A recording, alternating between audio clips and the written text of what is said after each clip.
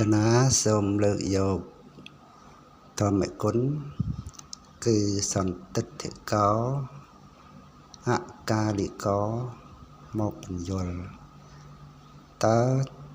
ធម្មគុណសន្តិទ្ធិកោអកាលិកោមានន័យសេចក្តីដូចម្ដេចធម្មគុណគឺជាគុណគឺជាប្រយោជន៍នៃព្រះធម៌គឺប្រយោជន៍មាគ4ប្រយោជន៍ផល4និងប្រយោជន៍ព្រះនិព្វានបើបុគ្គលណាបានពិលត្រូវហើយបុគ្គលនោះនឹងបាននៅសេចក្តីសុខស្ងប់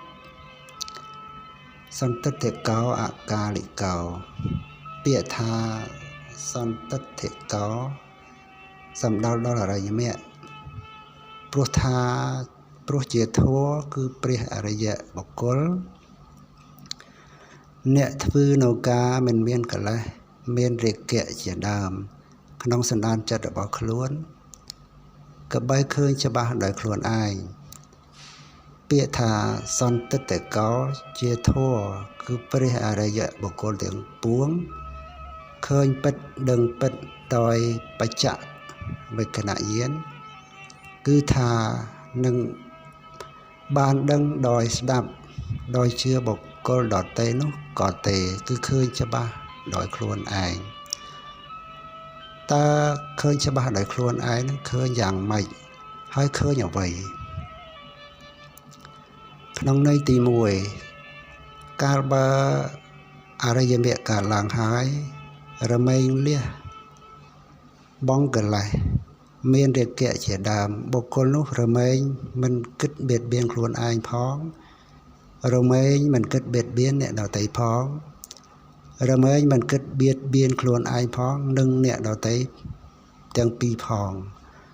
បុគ្គលនោះរមែង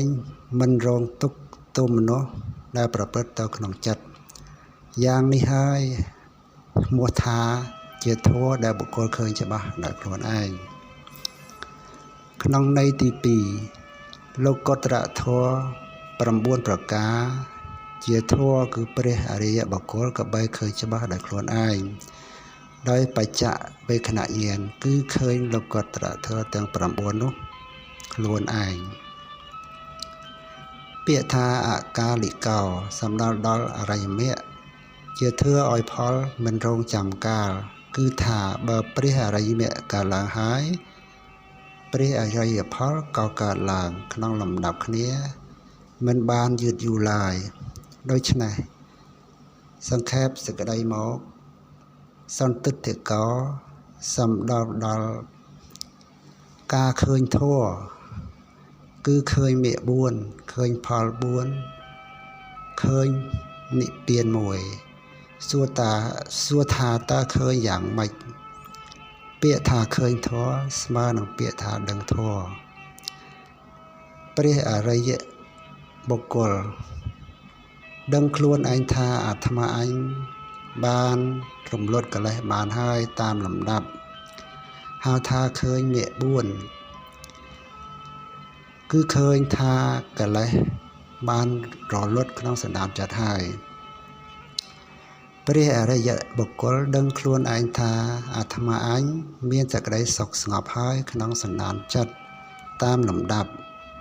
ហៅថាឃើញផល4គឺឃើញសេចក្តីសុខស្ងប់ក្នុងសន្តានចិត្តហើយ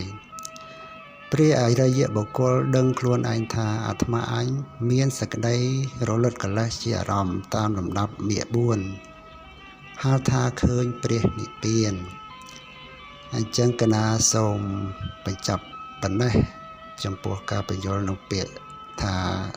សន្តិទ្ធិកោអកាលិកោ